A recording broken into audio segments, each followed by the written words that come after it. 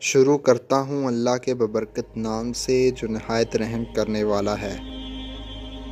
قارون حضرت موسیٰ علیہ السلام کے چچا یسہر کا بیٹا تھا۔ بہت ہی شکیل اور خوبصورت آدمی تھا، اس لیے لوگ اس کے حسن و جمال سے متاثر ہو کر اس کو منور کہا کرتے تھے۔ اس کے ساتھ ساتھ اس میں یہ کمال بھی تھا کہ وہ بنی اسرائیل میں تورات کا بہت بڑا عالم اور بہت ہی ملنسار اور با اخلاق انسان تھا، اور لوگ اس کا بہت ہی ادب و احترام کرتے تھے۔ قارون حضرت موسیٰ علیہ السلام کی محبت میں رہ کر تورات کے علم سے مالا مال ہوا۔ قارون لوگوں کے ساتھ بہت اچھا حسن سلوک کرتا تھا، جس کی وجہ سے لوگ بھی قارون کے دل و جان سے عزت کرتے تھے۔ قارون نے حضرت موسیٰ علیہ السلام سے علم میں کیمیا بھی سیکھا اور ایسا ماہر ہو گیا کہ رام کو چاندنی اور تانبے کو سونا بنا دیتا۔ قارون نے بے شمار دولت کمائی۔ دولت کے ساتھ ساتھ اللہ پاک نے اسے عزت بھی خوب دی۔ ہر ہفتے کی آخری دن قارون بڑی شان و شوکت کے ساتھ چاندنی کا لباس اور سونے کے جوتے اور ہیرے جواہرات سے سجا ہار پہن کر بے شمار گھوڑوں اور لونڈیوں کے ساتھ اپنے محل سے باہر نکلا کرتا۔ جو کوئی بھی دنیا دار اس کو دیکھتا تو کہتا کہ اللہ تعالیٰ مجھ کو بھی اتنی دولت اور محلوں سے نواز دے تاکہ میں بھی شان و شوکت کے ساتھ زندگی گزار سکوں۔ جو لوگ قیامت کے دن پر یقین رکھتے تھے وہ کہتے ان سب نعمتوں کا اللہ تعالیٰ کو قیامت کے دن حساب دینا ہوگا، یہ سب شان و شوکت ایک دن ختم ہونے والی ہے۔ اس سے بہتر تو یہ ہے کہ اللہ تعالیٰ کی یاد میں زندگی گزر جائے۔ قارون کے پاس اتنا خزانہ تھا کہ اس خزانے کی چابیوں کو اٹھانے کے لیے اس نے خچر رکھے ہوئے تھے۔ ایک روایات میں ہے کہ اس خزانے کو اٹھانے کے لیے 300 اونٹ مقرر کیے گئے تھے۔ اللہ پاک نے قرآن مجید میں بھی اس کا خزانے کا ذکر فرمایا۔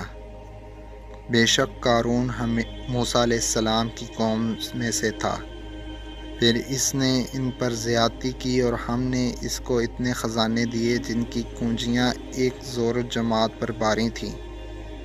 ناظرین گرامی، کیا کوئی قارون کے خزانوں کا اندازہ لگا سکتا ہے؟ کیونکہ جب رب کائنات فرما رہا ہے کہ قارون کے خزانے کی چابیاں بھی ایک زور آور جماعت پر بھاری تھی، اتنی دولت ہونے کی وجہ سے قارون غرور اور تکبر کرنے لگا۔ اس نے دنیا والوں کے ساتھ طرح طرح کے ظلم و ستم کرنا شروع کر دیے تھے۔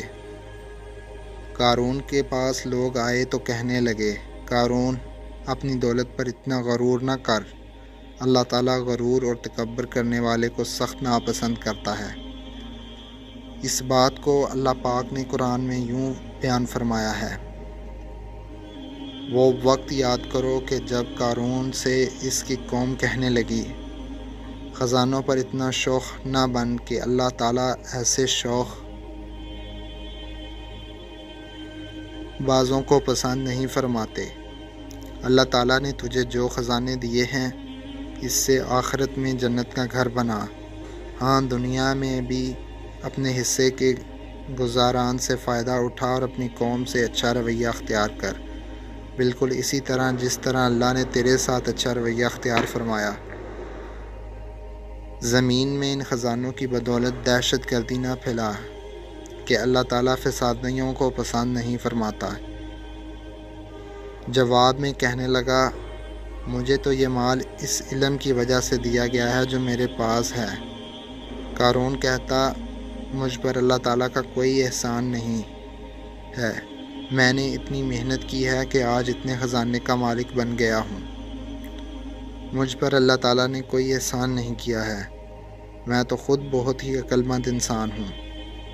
اللہ تعالیٰ کی طرف سے حضرت موسیٰ علیہ السلام کو زکوٰۃ دینے کا حکم نازل ہوا۔ جب حضرت موسیٰ علیہ السلام نے قارون کو زکوٰۃ دینے کا فرمایا تو قارون نے کہا، جی بھائی، میں اپنی دولت کی ہزاروں حصے زکوٰۃ ادا کروں گا۔ جب اس نے اپنے سارے خزانے کی زکوٰۃ کا اندازہ لگایا تو وہ بہت زیادہ تعداد میں بن گئی، تو اس کے دل میں لالچ آیا، تو اس نے زکوٰۃ دینے سے انکار کرتے ہوئے بنی اسرائیل کو کہا کہ حضرت موسیٰ علیہ السلام کی کسی بات پر یقین مت کرنا، وہ تمہاری دولت کو زکوٰۃ کے بہانے کم کرنا چاہتے ہیں۔ قارون نے بنی اسرائیل کے لوگوں کو حضرت موسیٰ علیہ السلام کے خلاف کرنے کے لیے ایک چال چلی۔ اس نے ایک عورت کو بے شمار دولت دی کہ تم حضرت موسیٰ علیہ السلام پر بدکاری کا الزام لگا دو کہ حضرت موسیٰ علیہ السلام نے میرے ساتھ بدکاری کی ہے۔ قارون نے بنی اسرائیل کو اکٹھا کیا اور حضرت موسیٰ علیہ السلام کے پاس آ کر کہنے لگا، اے موسیٰ علیہ السلام، آپ علیہ السلام بنی اسرائیل کے لوگوں کو عظب و نصیحت فرمائیں تاکہ وہ اللہ تعالیٰ کی طرف متوجہ ہو جائیں۔ حضرت موسیٰ بنی اسرائیل کے لوگوں کے پاس تشریف لائے اور فرمانے لگے، جو چوری کرے گا اس کے ہاتھ کاٹ دیے جائیں گے، جو کسی دوسرے پر بدکاری کا الزام لگائے گا اس کو 80 کوڑے مار کر سزا دی جائے گی۔ اگر کوئی شادی شدہ بندہ زنا کرے گا تو اس کی سزا 100 کوڑے مقرر فرمائی، اور اگر غیر شادی شدہ زنا کرے تو اس کی اتنا مارو کہ وہ اسی جگہ مر جائے گا۔ قارون کہنے لگا، اے موسیٰ علیہ السلام، یہ سزائیں کس کے لیے ہیں؟ حضرت موسیٰ علیہ السلام فرمانے لگے، قارون، یہ سب کے لیے مقرر ہیں، چاہے میں ہی کیوں نہ ہوں۔ قارون کہنے لگا کہ بنی اسرائیل کے لوگوں نے آپ پر یہ الزام عائد کیا ہے کہ آپ علیہ السلام نے فلاں عورت کے ساتھ زنا کیا ہے۔ جب اس عورت کو آپ علیہ السلام کے سامنے لایا گیا تو حضرت موسیٰ علیہ السلام فرمانے لگے، تجھے اس خدا کی قسم ہے جس نے بنی اسرائیل کے لیے اس دریا کو جاری کیا ہے، اس دریا میں بنی اسرائیل کے لیے راستے بنائے ہیں، جس خدا نے تو رات نازل فرمائی ہے، تجھ کو اس ذات کی قسم ہے کہ سچ سچ بتا، تجھ کو یہ الزام لگانے کا کس نے کہا ہے؟ اس عورت نے کہا، مجھے خدا کی قسم، قارون نے مجھے بے شمار دولت کی لالچ دی ہے کہ میں سب کے سامنے حضرت موسیٰ علیہ السلام پر الزام لگاؤں۔ اس وجہ سے حضرت موسیٰ علیہ السلام بنی اسرائیل کے سامنے ذلیل و خوار ہو جائیں گے۔ اس عورت کی بات سنتے ہی حضرت موسیٰ علیہ السلام نے اللہ تعالیٰ کا شکر ادا کیا۔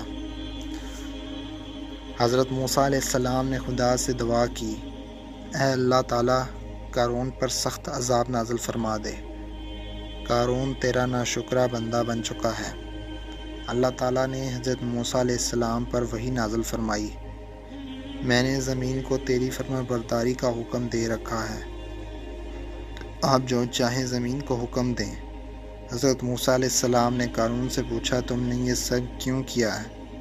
قارون نے جواب دیتے ہوئے کہا، اے موسیٰ علیہ السلام، اگر اللہ تعالیٰ نے تجھ کو نبوت عطا کی ہے تو میرے پاس بھی دولت کی کمی نہیں ہے، اگر آپ چاہیں تو آپ مجھ کو بد دعا دے سکتے ہیں اور میں بھی آپ کو بد دعا دوں گا۔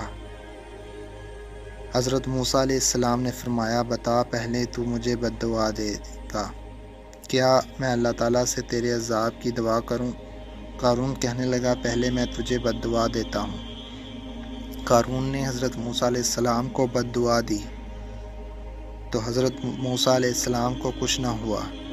پھر حضرت موسیٰ علیہ السلام نے بنی اسرائیل کو فرمایا، اے بنی اسرائیل، جو قارون کے ساتھ ہے وہ قارون کے ساتھ جا کر کھڑا ہو جائے، اور جو میرا ساتھی ہے وہ میرے ساتھ آ کر کھڑا ہو جائے۔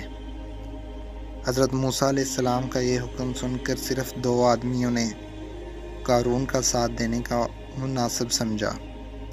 جب 2 آدمی قارون کا ساتھ جا کر کھڑے ہو گئے تو حضرت موسیٰ علیہ السلام نے زمین کو حکم دیا کہ قارون کو اپنے اندر دھنس لے، تو زمین نے ان کو اپنے اندر دھنس لیا۔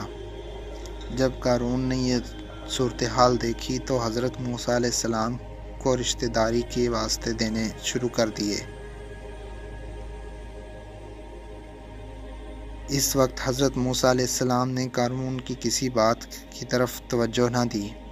اس طرح قارون سارے کا سارا زمین میں چلا گیا۔